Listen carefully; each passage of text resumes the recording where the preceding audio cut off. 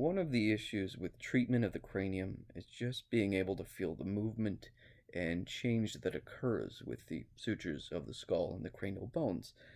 These kind of windy looking things right here, and we'll say right here, and maybe here too. There's a few more, but let's not overcomplicate things just yet.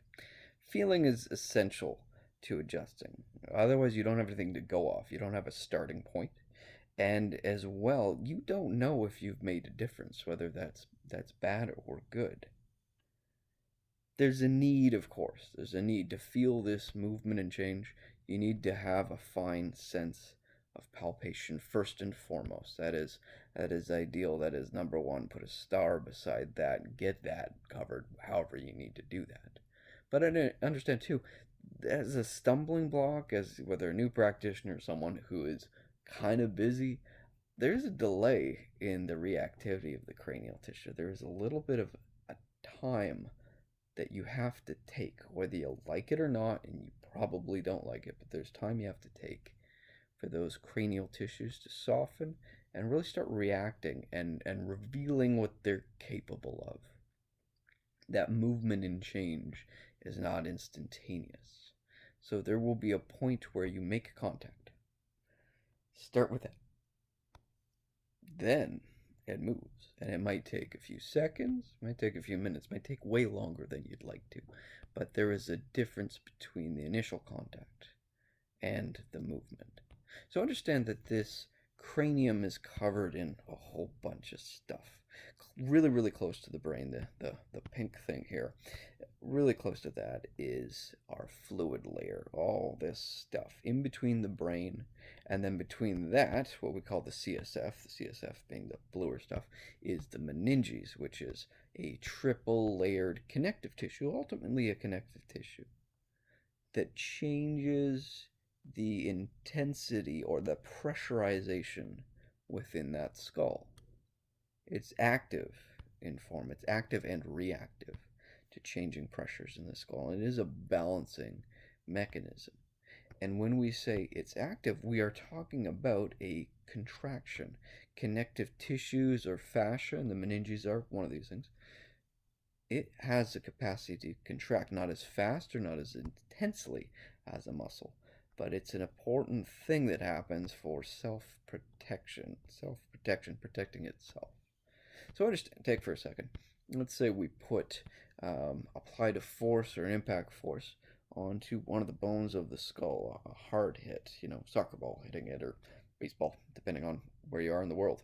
Imagine for a second the cranium allowed, or the meninges allowed instantaneous motion of those skull bones. Those skull bones were pressurized together and it felt it almost immediately. It didn't resist or didn't defer the force around it. This would mean much of the force would be transferred from that skull bone on that funny angle we've done here into the brain. The brain tissue would be affected if hit hard enough.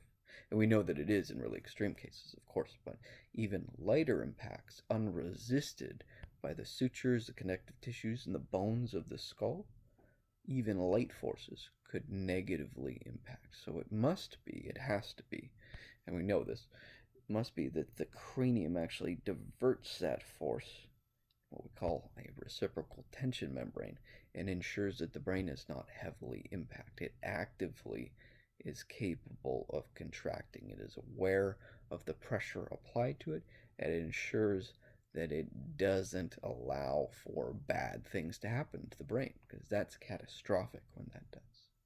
So this just means something really, really simple. If you want to make a change in the brain and you want to perceive the skull sutures, perceive the movements of those bones, you actually have to go slower than you'd like, really. It's a painful lesson sometimes, because if you're working real hard to go do something really fast, it's just not an option. You have to be patient. And again, it could be a few seconds, it could be a few minutes, it could be a while.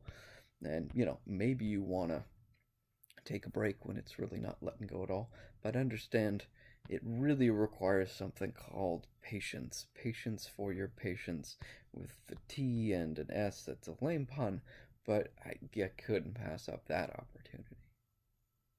So hopefully, This will just make it a little bit easier to understand that you are not going to feel what you expect to feel immediately. It is not instantaneous.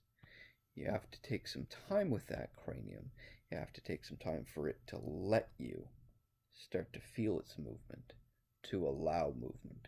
So you can gauge change. So you can gauge things like asymmetries that we call part of our assessment, and then actually feel the changes that you bring on, what we call treatment or adjustment. This is something that's hard to do when you're particularly busy, and I hope you are, because you're worth it. You can do it.